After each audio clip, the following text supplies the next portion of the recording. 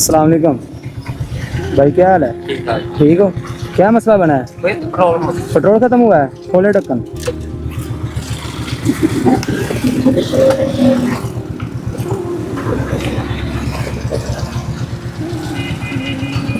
मैंने आपको देखा पीछे से, मैंने कहा भाई किके लगा रहे हैं, आपकी गाड़ी स्टार्ट हो गई थी।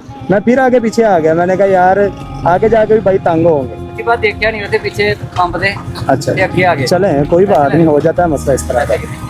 पैसे ले लो कोई। पैसे दे दो, जेड़े देने खुश हो गए। नहीं नहीं इन्ने के नहीं लेने असी। आओ इधर करो जरा। हाँ लेने असी, ठीक है। चलो यार मैं पा लिया अपनी ये, ठीक है।